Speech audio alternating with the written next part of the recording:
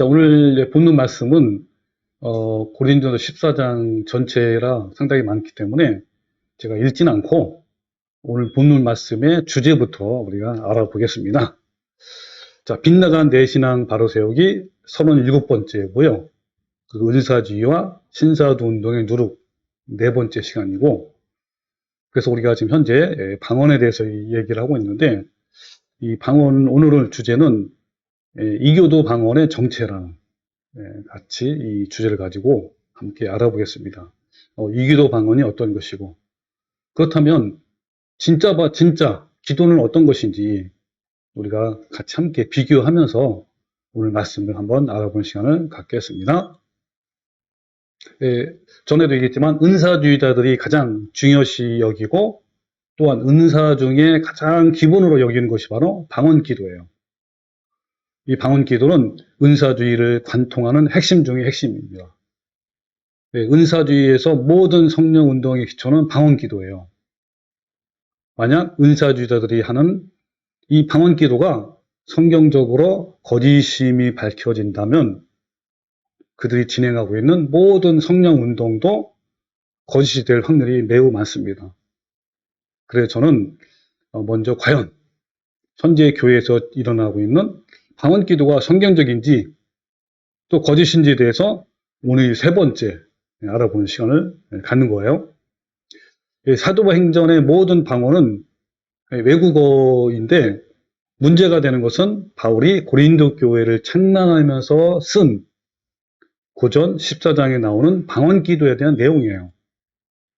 고린도 교회는 육적인 문제부터 영적인 문제 등 온갖 문제가 많았던 교회였습니다. 그 중에 특히 방언으로 기도하는 것이 가장 큰 문제였어요. 그리고 이 고린도 지역은 항구 도시, 또 교통의 유지이고 또 그러면서 도덕적으로 타락한 상업 중심지였단 말이에요. 그러다 보니까 이 고대로부터 내려온 이교도 방언이 창궐한 이 고린도 지역에 인접한 그 델피라는 지역에서 바벨론 사탄 숭배의 신비주의의 뿌리를 둔 그리스 최대의 우상 숭배의 중심지였단 말이에요.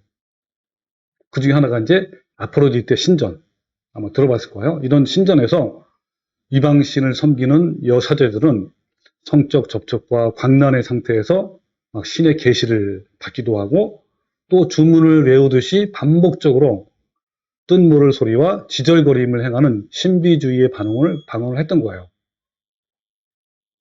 이 바울은 이 고린도 지역의 선교 이전부터 그곳에서는 뜻모를 소리와 주문과 같은 그 이교도 방언 기도가 팽배했단 말이에요. 이런 신전에서의 뜻모를 소리로 이런 방언이 바로 사탄의 역사로 고린도 교회에 침투한 거예요. 그 고린도 교인들이 그 신전에서 나왔던 것을 그대로 또 하는 거죠. 이 고린도 교인들은 이교적 신비주의 현상인 방언을 교회에서 무질서하게 짓거리면서 이게 하나님이 주신 방언이라고 막 주장한 거예요. 이 당시 이 고린도 교회는요, 이미 거짓 사도들이, 거짓 교사들이 찾아와서 거짓 복음과 다른 예수, 다른 영을 전파하고 지나간 상태란 말이에요. 사도 바울은 이단들의 가르침에 속아 거짓된 사상을 추종하는 고린도 교회 신자들을 맹렬하게 책망한 거예요. 그래서 고린도 전후서를 쓴 거죠. 특별히 고린도전서 14장은 결코 어떤 방언을 권장하는 것이 아니라 책망하는 글이에요. 사도 바울은 고린도 14장에서 알아듣지 못하는 방언을 금한 거란 말이에요. 그래서 우리가 지난 시간에 엄청난 고린도 13장의 3개의 구절에 대해서 자세히 알아봤어요. 2절, 그 다음에 4절, 14절. 오늘은 오늘과 다음 시간에는 이제 이 3개의 구절을 포함해서 고린도서 14장의 전체를 함께 읽으면서 해석하는 시간을 갖고 이것만 가지면 또 안 되겠더라고. 그래서 내가 특별하게 갑자기 생각이 떠올라서 그러면 성경적인 기도가 어떤 기도냐 이걸 같이 알아보는 거예요. 비교하면서 이 방언 기도와 예수님이 하라고 기도하신 내용을 또 우리에게 알려줬단 말이에요. 어떻게 기도하라고. 그거를 같이 비교하면 굉장히 많이 우리가 분별하는 데 좋은 그런 시간이 될 것 같아요. 오늘과 다음 시간에 이어지는 말씀을 통해서 이 거짓 방언에서 해방이 되고 하나님 원하시는 기도를 할 수 있는 계기가 되기를 바라는 마음에서 시작해 봅시다. 가장 기본적인 게 이거죠. 이 방언에는요, 여러분 단수형과 복수형이 있어요. 이걸 가지고 이제 가짜인지 진짜인지를 이제 구별하는 방법입니다. 근데 고전 14장에 방언이라는 단어가 12번 나와요. 근데 그 중에 6번이 복수형이고 또 반은 단수형이에요. 그럼 단수형은 헬라어로는 글러사, 영어로는 unknown tongue, 또 이제 그 KJV는 이렇고 그 다음에 또 다른 NIV 성경 같은데 그냥 tongue이라고만 해놨어요. 그 단수로. 이것은 뭐냐면 뜻 모르고 알아듣지 못하는 신비한 언어, 옹알거림 현상, 즉 거짓 방언이죠. 왜 단수인가냐면 너무너무 다양하죠. 그런 것들을 하나로 이제 단수형으로 말하는 거고요. 그 다음에 복수형은 그 외의 모든 구절에서 나타나는 게 복수형이에요. 헬러어로는 글러사이, 영어로는 tongues, 복수형이란 말이에요. 이것은 복음을 전하기 위한 외국어예요. 이거는 기도가 아니고 말하는 거야, 외국어로. 이게 성경적인 방언인데 왜 복수형이냐면 굉장히 많잖아요. 나라 언어가 이탈리아 뭐라든지 프랑스어라든지 이런 식으로 이스라엘어 이런 것들이 이제 많기 때문에 복수로 쓴 것이죠.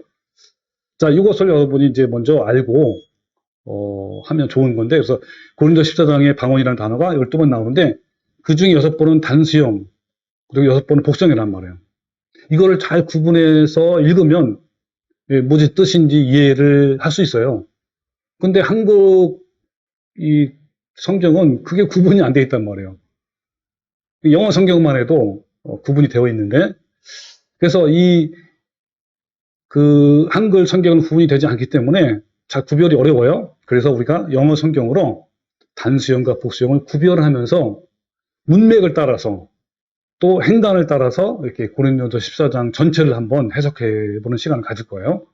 그래서 여러분 잘 따라오셔야지 잘 따라 못하면 이해를 못합니다.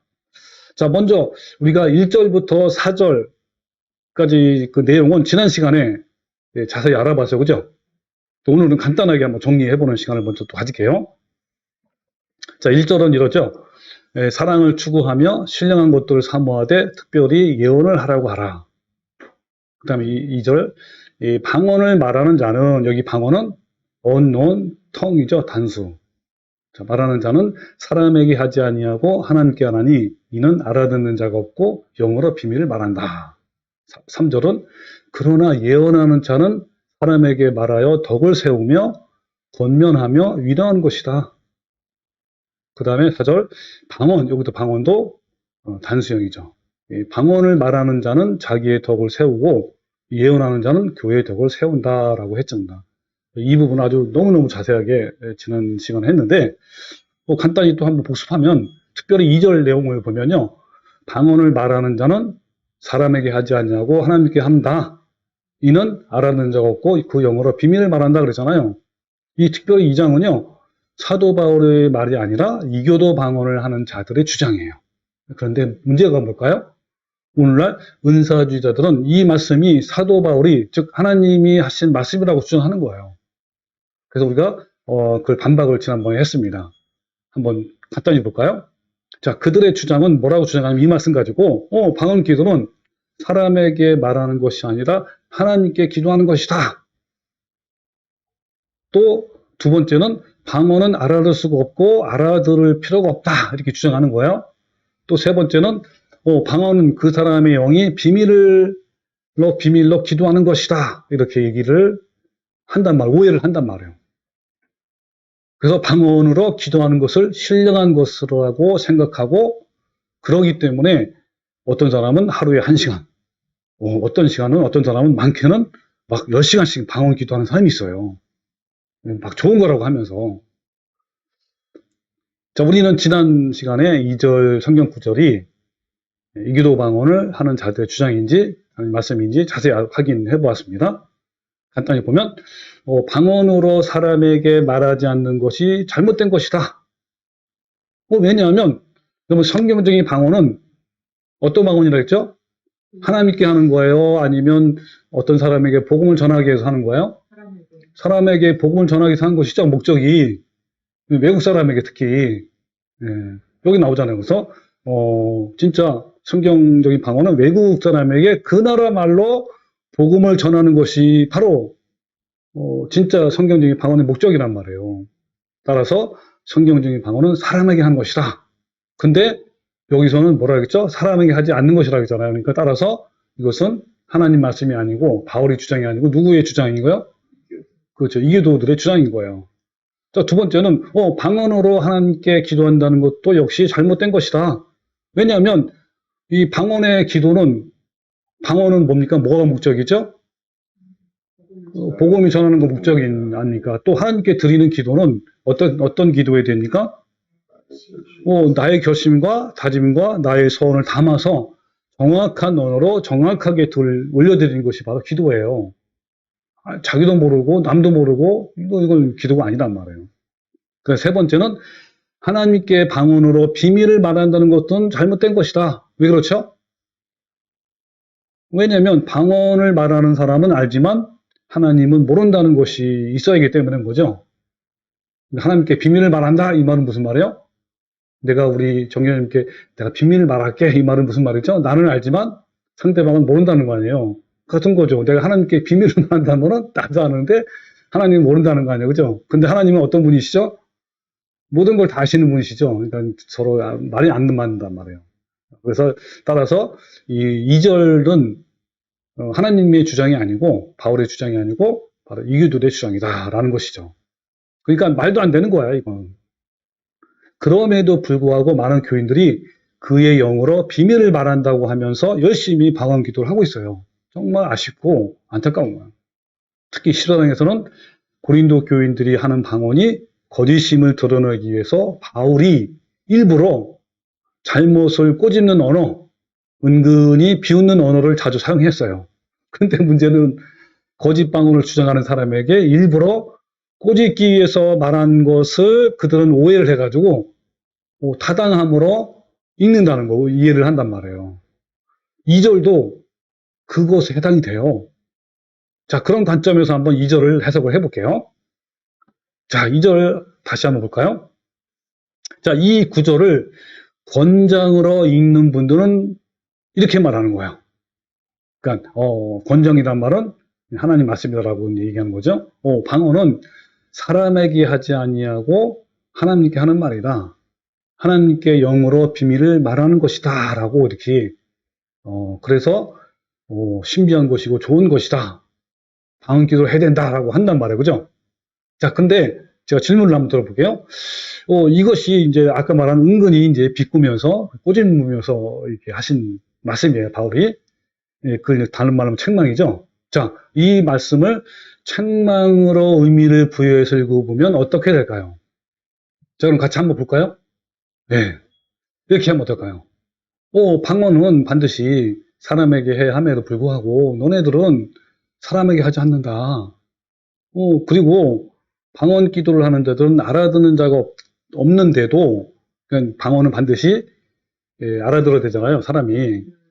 그럼에도 불구하고 하나님께 내 영이 비밀을 말한다고 주장한다, 너네들이. 잘못된 것이 아니냐. 따라서 결론이 뭘까요? 방언을 하지 말아라. 이런 얘기 아닌 거죠.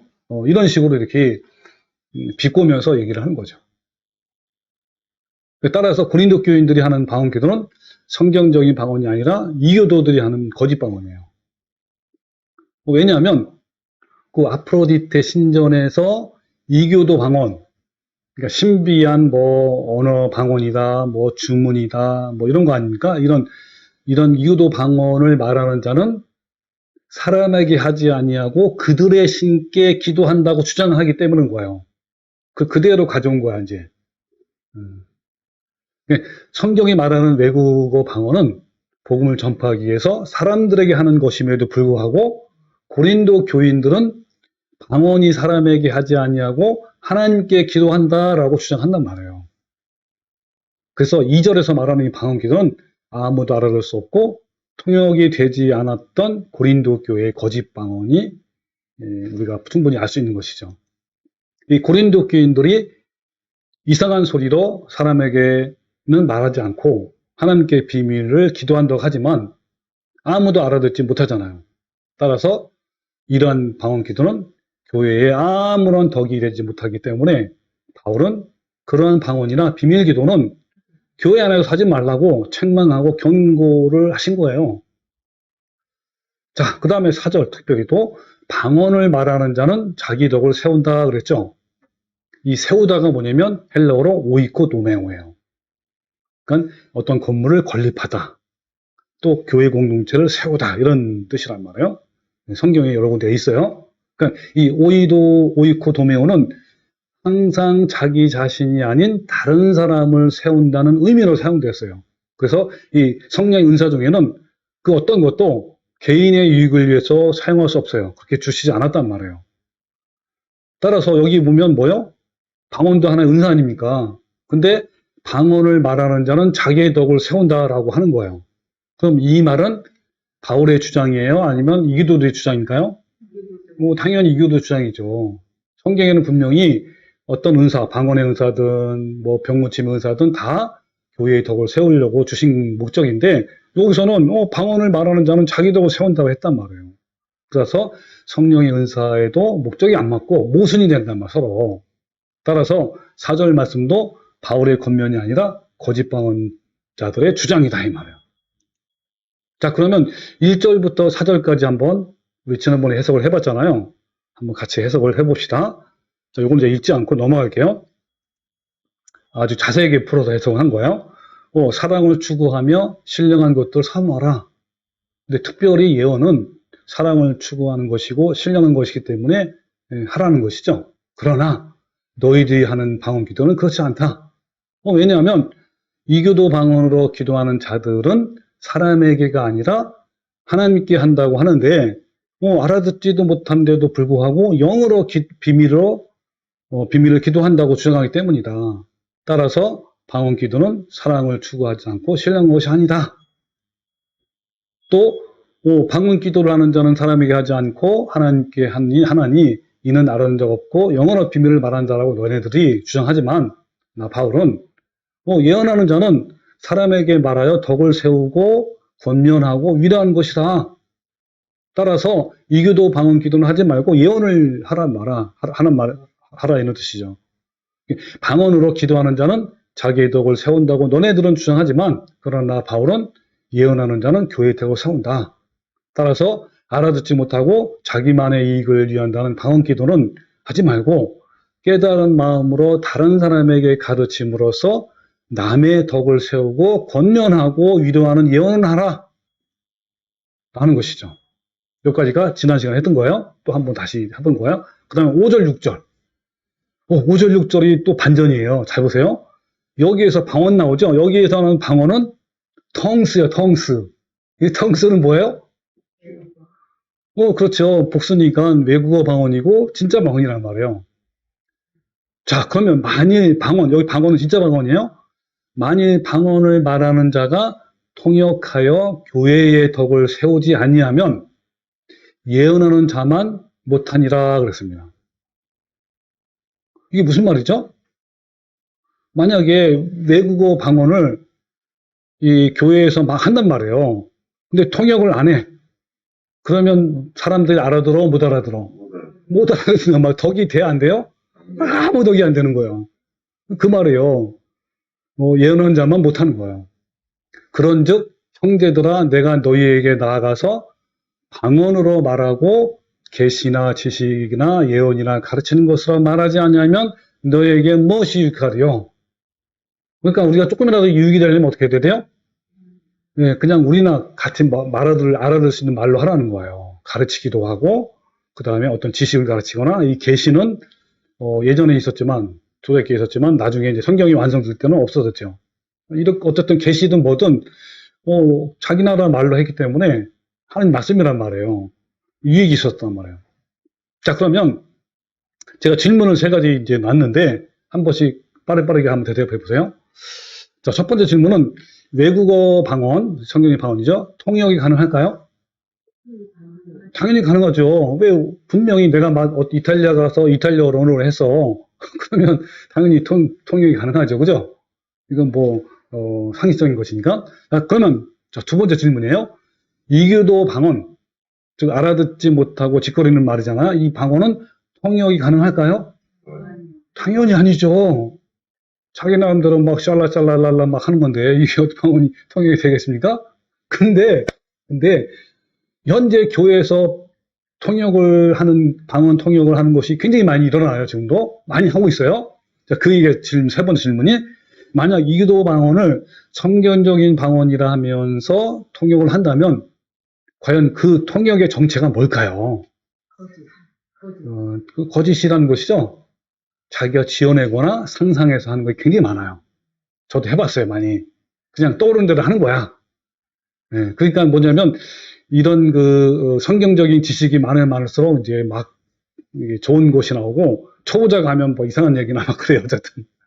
네. 어떤 사람은 막 신내림 받아가지고 이제 하는 것처럼 하는 사람도 있긴 있어요. 어쨌든 사탄이 하거나 자기 상상에서 나오는 것이 대부분이에요. 가짜란 말, 쉽게 말하면. 자, 그러면 이어서 7절부터 10절까지 한번 읽어볼게요. 아까 이제 방언은 방언인데 무슨 방언? 아니, 그 방언 말고. 우리 몇 절이죠? 5절, 6절 이어서 하는 거니까. 5절, 6절은 무슨 방언이죠? 진짜 방언, 성경적인 방언이란 말이야. 근데 이어서 그 얘기예요. 자, 성경적인 방언일지라도, 그 외국어 방언이란 말이야. 그럴지라도 혹 피리나 검은과 같이 생명 없는 것이 소리를 낼 때 그 음의 분별을 나타내지 아니하면 피리 보는 것인지 검은 것 하는 것인지 어찌 알게 되리요? 이 말 무슨 말이죠? 막 이렇게 피리를 부는데 피리 소리가 안 나오고 이상한 소리 나와. 그러면 피리 소리인지 뭐 알아 몰라.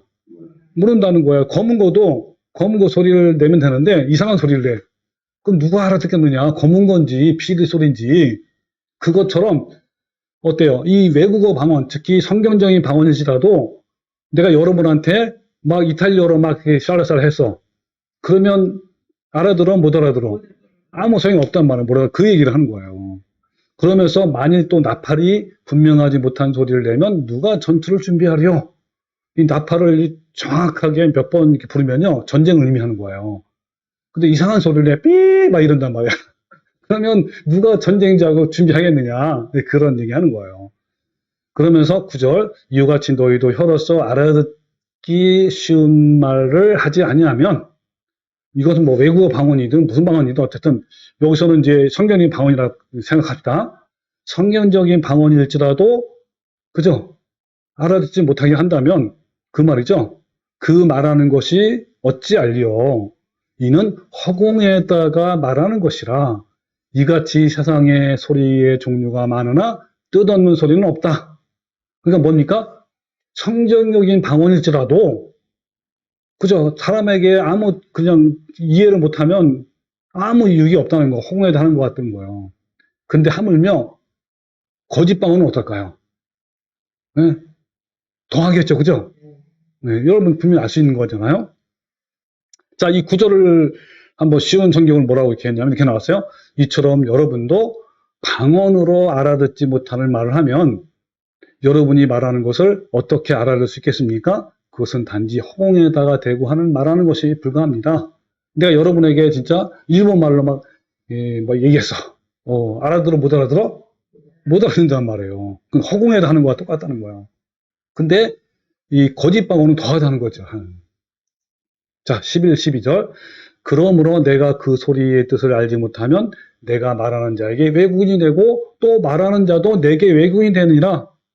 나는 여러분께 외국인이고 여러분도 나를 외국인이야. 내가 다른 말을 하면. 그 얘기하는 거야. 그러므로 너희도 영적인 것을 사모하는 자인즉 교회의 덕을 세우기 위해서 그것이 뭐냐면 예언 같은 거예요. 아까 뭐 계시나 지식이나 이런 것들을 풍성하기를 구하라. 이렇게 말씀하고 있는 겁니다. 그래서 7절부터 12절 결론은 이런 거예요. 자, 외국어 방언을 성경적인 방언이죠. 이것도 통역을 하지 않아서 그 의미를 깨닫지 못한다면 아무 소용이 없다.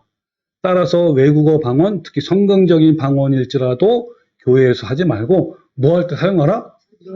전도할 때 사용하는 거예요. 오히려 너희는 교회의 덕을 세우는 이런 계시나 지식이나 예언이나 가르치는 것이 풍성하도록 기도하라. 라고 이렇게 얘기하는 거예요. 자, 그 다음에 13절. 근데 갑자기 또 바뀌어. 자, 그러므로 여기 방언은 어떤 방언이에요? unknown tongue. 거짓 방언이란 말이에요, 이건.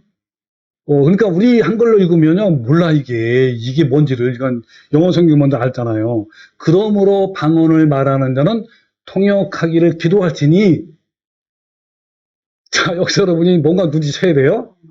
자, 이 구절도요, 방언이 거짓임을 드러내기 위해서 바울이 일부러 잘못을 꼬집는 언어, 아까 말한 은근히 비웃는 언어, 즉 책망의 그런 언어를 사용한 거예요.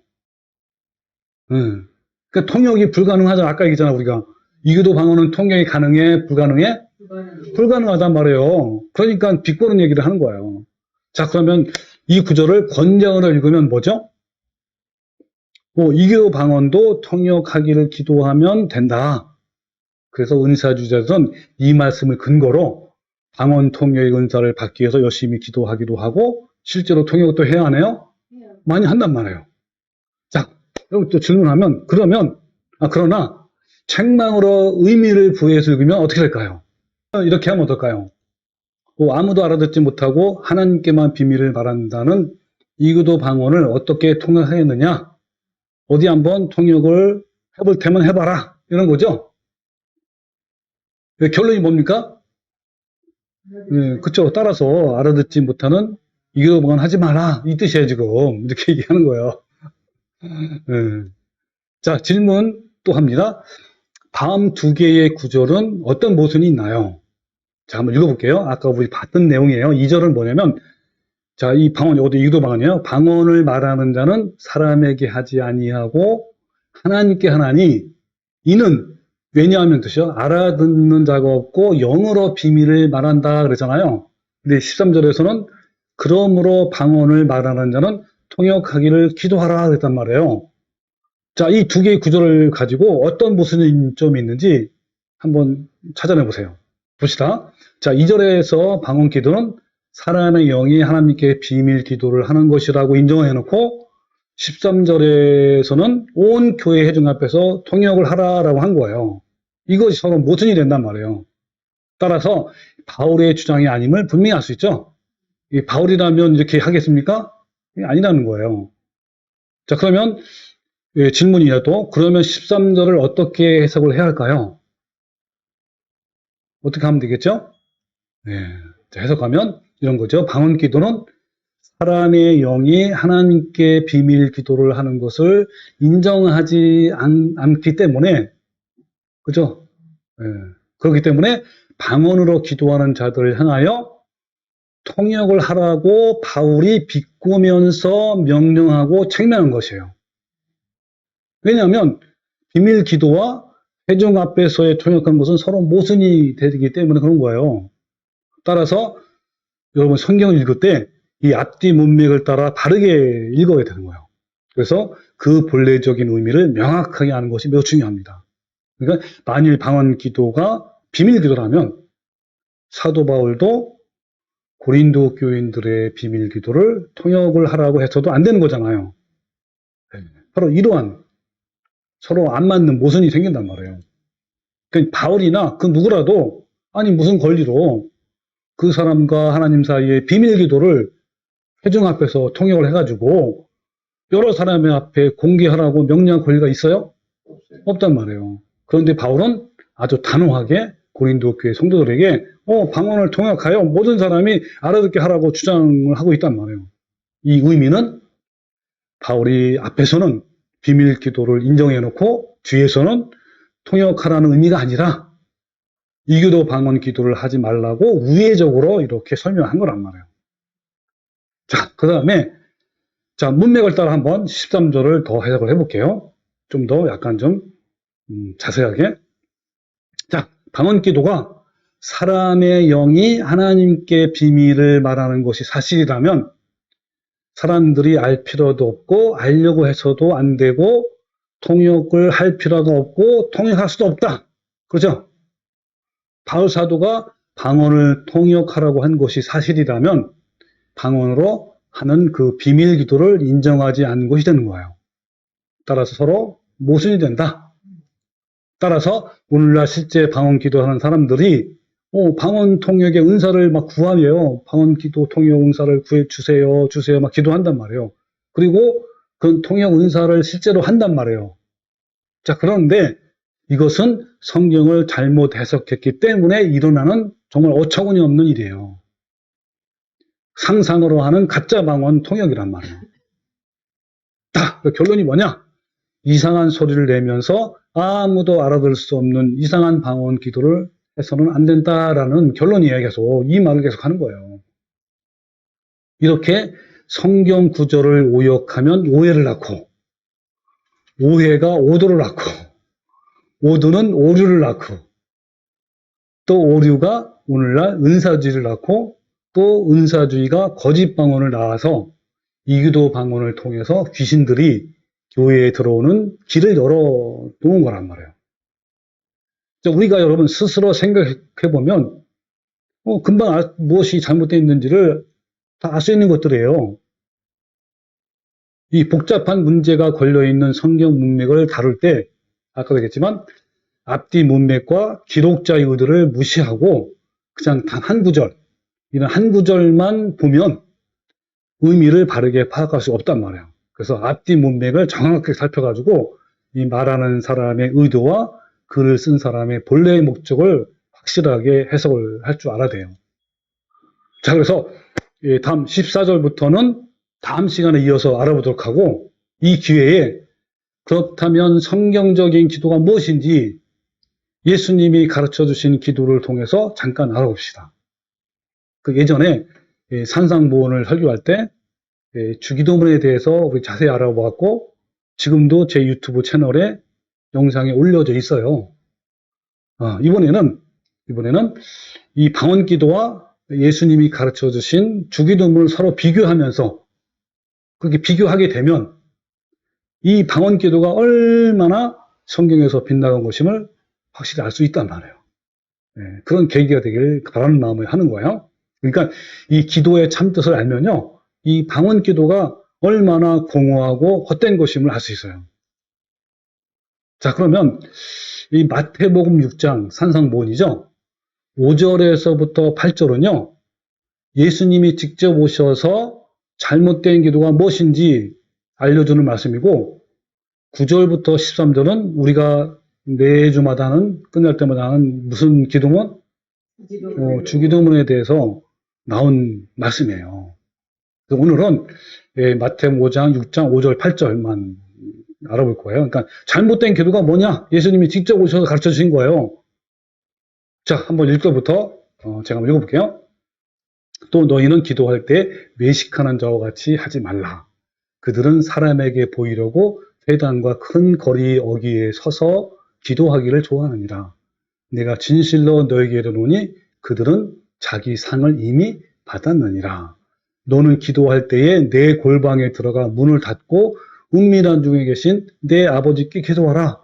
은밀한 중에 보시는 내 아버지께서 갚으시리라. 자, 첫 번째는 뭡니까?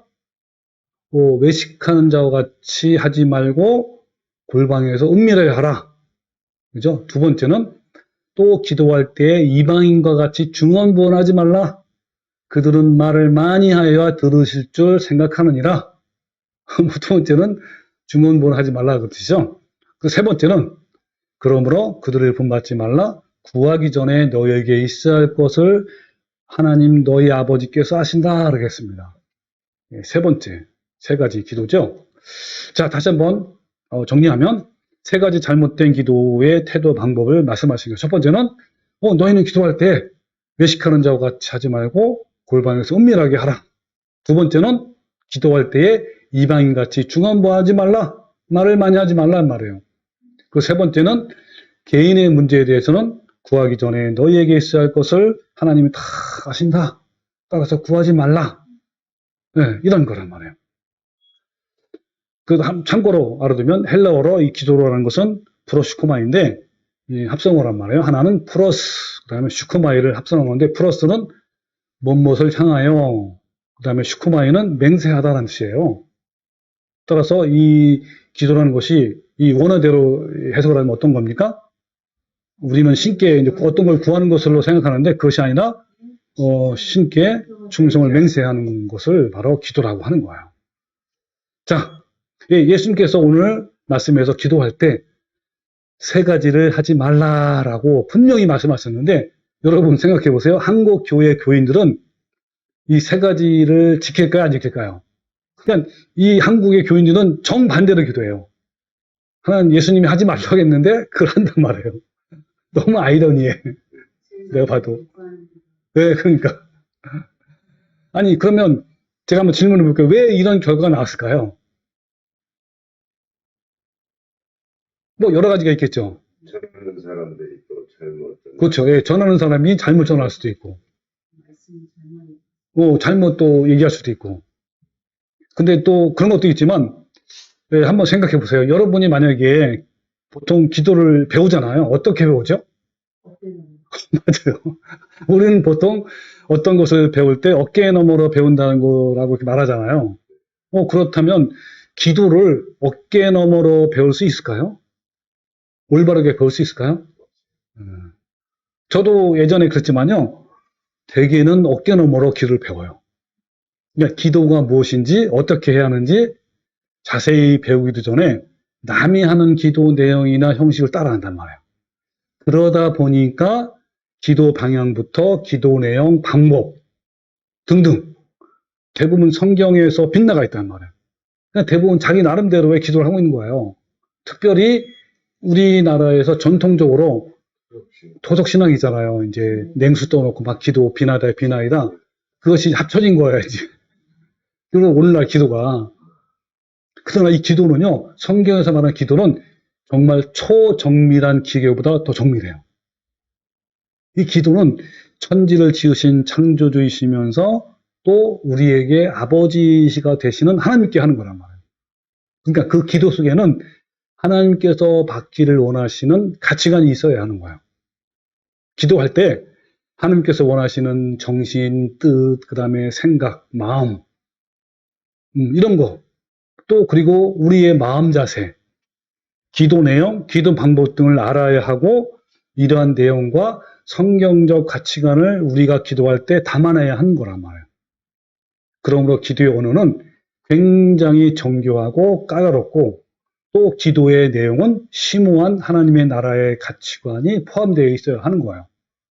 그러므로 하나님께 드리는 기도는 아까 얘기한 것처럼 나의 결심과 다짐과 나의 선을 담아 그리고 하나님의 뜻대로 하나님을 마음을 담아서 정확한 언어로 정확하게 올려드리는 거예요. 나중에 여러분 주님이 가르쳐 주신 기도, 이걸 주기도문이죠. 이거를 자세히 알게 되면 기도할 때 얼마나 정확하고 신중하게 기도해야 하는지를 분명히 알게 될 거예요. 아니 그런데 어떻게 중언부언을 하시겠습니까? 이 중언부언을 헬라어로 바톨로게오, 이걸 풀어서 그 의미를 설명하면 이런 거예요. 어린애와 같이 옹알거리는 것, 끊임없는 주절거리는 것 같은 소리, 막 술 취해서 알아듣지 못하는 막 소리잖아요. 분명치 않는 소리 등으로 의미 없이 반복하는 말이에요. 그런데 요즘 한국교회에서 많이 하는 방언기도는 어떻죠, 여러분? 그렇죠. 방언기도는 아까 얘기한 대로 자신도 모르고 아무도 알아듣지 못하는 말로 하나님께 비밀을 말한다고 하면서 은사주절이 하는 방언이란 말이에요. 그래서 자신의 이익을 위해서 하루에 1시간, 많게는 10시간 이렇게 계속 방언을 하는 거예요. 완전히 중언부언, 이런 중언부언도 없죠. 그러나 예수님이 우리에게 가르치신 기도와는 정반대예요. 자신도 알지 못하는 짓거리는 언어로 하나님께 기도한다는 것은요. 하나님을 모독하는 행위 같은 거예요. 하나님을 이방신과 잡신으로 여기는 것 같은 거란 말이에요. 아니 여러분 한번 생각해 보세요. 그 귀중한 시간에 자신도 모르고 아무도 모르는 이상한 말을 계속 반복해서 1시간 이상 기도하는 것이 여러분 상식적으로 말이 됩니까? 저도 몇 년 동안 그렇게 했지만 정말 아무 의미도 없고요. 시간 낭비고 헛되고 공허해요. 나는. 지금 생각하면 얼마나 어리석었는지 말도 전 안 나와요. 그걸 또 한다고 중얼중얼 했으니 막 차 타고 하기도 하고. 저도 그렇게 하는 것이 매우 영적인 것인 줄 잘못 알고 오해를 했기 때문에 그렇게 한 거예요. 지금 생각하면 너무 어처구니 없는 거예요. 여러분도 오늘 고전 15장을 함께 자세히 해석을 해봤는데 여러분 어떠신가요? 성경적인 방언조차도 통역이 없으면 허공에다가 말하는 것처럼 아무 의미 없다고 분명히 얘기했잖아요. 그런데 하물며 이교도 방언은 얼마나 더하겠습니까? 허공에다가 하는 이교도 방언을 멈추십시오. 차라리 그 시간에 성경을 읽고 깨달아서 그 깨달은 말씀을 실천하고 다른 사람에게 전하십시오. 자, 그리고 두 번째는 개인의 문제를 기도하는 것에 대해서는 구하기 전에 너희에게 있어야 할 것을 하나님이 다 아신다고 하셨어요. 그래서 구하지 말라고 말씀하신 거예요. 그러니까 우리는 이 반복적으로 기도를 많이 하면 그만큼 강조하고 또 간절한 것을 나타낸다고 알고 있기 때문에 계속 반복된 내용으로 기도를 하고 때로는 간절한 마음을 실어서 또 방언 기도로 하기도 한단 말이에요. 그런 사람이 많아요. 그래서 하나님 예수님께서 이 문제를 더 정확하게 하기 위해서 그 뒷부분에 또 자세하게 설명을 해놨어요. 부가적으로. 한번 성경을 볼까요? 자, 같은 이제 6장이죠. 마태복음 6장 31절에 같이 한번 읽어봅시다. 크게 시작. 그러므로 염려하여 이르기를 무엇을 먹을까, 무엇을 마실까, 무엇을 입을까 하지 말라. 이는 다 이방인들이 구하는 것이라.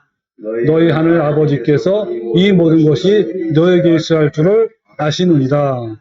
그런즉 너희는 먼저 그의 나라와 그의 의를 구하라. 그리하면 이 모든 것을 너에게 더하시리라. 또 이렇게 하는 예수님이 자세히 설명해 준 거예요. 이게 뭡니까? 이 나이 먹고 사는 문제, 생활에 대한 문제는요, 기도의 문제가 아니고 하나님에 대한 신뢰의 문제란 말이에요. 하나님이 나를 가장 좋은 길로 인도해 주신다는 그 신뢰, 그 믿음을 말하는 거예요. 여기서 이 가장 좋은 길은 어떤 거냐면 이 세상에서의 뭐 축복이나 성공이나 출세 번영이 아니라 하나님 나라의 합당한 백성으로서 자라가도록 하는 길을 말하는 거예요. 자, 이걸 풀어서 한번 더 신랄하게 한번 제가 해석을 해볼게요. 이 말씀을. 자신의 문제를 위한 기도는 하나님이 다 아시니까 구하지 말라. 너희가 만약에 자신의 문제를 위해서 기도한다면 나를 믿지 못한다는 불신의 죄를 짓는 거다. 너는 나를 얼마나 믿지 못하면 그렇게 날이면 날마다 자신의 문제에 대해서 기도하느냐? 그것도 금식까지 하면서 자신의 문제를 위해서 기도하니 나에게 정말 무거운 짐이구나. 나에게 기도하는 것이 아니라 나에게 협박하는구나. 이렇게 하는 거구만. 예, 자기 문제 가지고 계속 기도한단 말이에요. 예, 하지 말라고 했는데. 굉장히 신랄하게 좀 한 거죠. 그죠? 변한 거죠? 예, 변했습니다. 예, 시원시원하죠? 그래서 이 교회는요, 두 가지 부류의 기도의 사람이 있어요. 지금 뭐냐면, 진리를 알고 성경대로 기도하는 성도와 자기 자신을 위해서 기도하는 교인으로 나눌 수 있어요. 그러니까 진리를 모르는 교인은요, 기도할 때마다 자신의 문제, 뭐, 자신의 부족함, 자신이 원하는 것에 초점이 맞춰져 있어요. 그래서 그들이 기도할 때 항상 뭐냐면, 저를 어떻게 해주세요. 뭐, 저에게, 뭐, 저의 뜻, 뭐, 이런 단어를 많이 사용해요. 그러니까, 자기에게 부족한 부분, 즉, 자신이 원하는 것에 초점이 맞춰진 기도에 대한 예를 들면 이런 거예요. 저에게 복을 주세요. 저를 돌봐주세요. 저를 보호해주세요. 저희 아들이 공부를 잘하게 도와주세요. 저희를 사랑해주세요. 좋은 직장에 취직이 되게 해주세요. 성공하게 도와주세요. 뭐 등등 이런 것들이란 말이에요. 그러나 참 성도는 하나님을 구하고 하나님 존재가 기도의 초점이에요. 그러니까 하나님이 원하는 것이 뭘까? 여기에 초점을 맞춰진 기도를 한단 말이에요. 뭐 예를 들면 이런 거죠. 하나님의 나라가 내 마음에 이루어지는 삶을 살겠습니다. 뭐 도와주세요 해도 되지만 더 좋은 거는 살겠습니다. 이렇게 다짐하는, 결심하는 그런 기도. 또 하나님의 기쁘시고 선하신 뜻이 무엇인지 알기를 원합니다. 또 주님의 성품을 닮아가는 삶을 살겠습니다. 네. 뭐 누구누구가 하루빨리 뭐 자기 친척이나 가족도 되고 누구누구가 하루빨리 주님을 바르게 알아서 함께 좁은 길을 가는 자로 이끌어주세요. 또 그 사람의 마음에도 하나님 나라가 임하기를 도와주세요. 등등. 이렇게.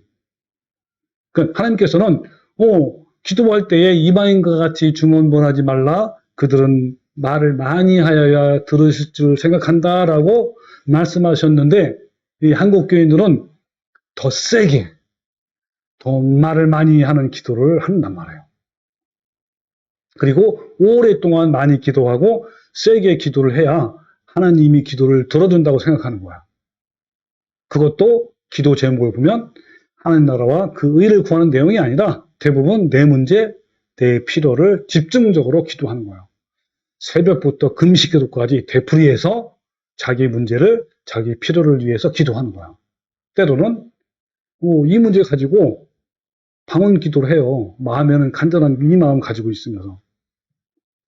예수님은 그들을 분받지 말라 하면서 구하기 전에 너에게 있어야 할 것을 너희 하나님이 아신다라고 이렇게 말씀하셨는데 한국 교인들은 자기 문제, 자기 필요, 먹을 거, 입을 거, 물질 축복, 온갖 복을 위해서 기도한단 말이에요.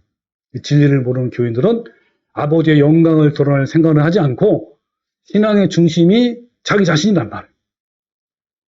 그래서 하나님께 경배와 찬양과 영광을 돌리는 것도 나의 이익을 위해서 내가 복을 받기 위해서 할 때가 많아요. 이렇게 잘못된 내용으로 기도하는 것은 주님은 하지 말라고 명령하셨는데 아무도 알지 못하는 이 기도 방언은 얼마나 더 하겠습니까? 말도 안 된단 말이에요. 여러분은 어떠신가요? 여러분의 신앙의 초점은 어디에 있습니까? 자신을 위해서 기도합니까? 아니면 하나님의 영광을 위해서 기도합니까? 저는요 30년 이상 진리를 모르는 교인으로 생활을 해왔어요. 저의 기도 내용은 늘 나에게 초점이 되었고요. 하나님이 원하시는 것은 무엇인지 별로 관심도 없었어요. 그리고 예수님은 기도할 때 외식하는 자와 같이 말고 은밀하게 골방에 살라고 말씀하셨단 말이에요. 그러면서 뭐냐면 내가 진실로 너에게 이르노니 그들은 자기 상을 이미 받았다 그랬어요. 이 말 무슨 뜻이죠? 예, 그들은 자기 상을 이미 받았다라는 의미는요, 이미 값을 모두 치루었다. 이제 나는 너와 상관이 없다. 이런 뜻이에요. 이것은 마태복음 7장에서 이런 말씀 있죠. 하나님 뜻대로 행하지 않는 선지자나 귀신을 쫓고 권능을 행하는 지도자들에게 예수님이 뭐라고 했죠? 그렇죠. 그거 같은 거예요. 내가 너희를 도무지 알지 못하니 불법을 행한다. 내가 떠나가라. 이런 의미란 말이에요. 이미 상을 받았다. 이런 뜻이에요. 그러면서 예수님은 너는 기도할 때에 골방에서 문을 닫고 은밀한 중에 계신 내 아버지께 기도하라 그랬단 말이에요. 그러면 여러분은 어떻게 기도를 하십니까? 은밀하게 골방에서 기도하라는 말씀이 혼자서 방언으로 기도하라는 말씀일까요?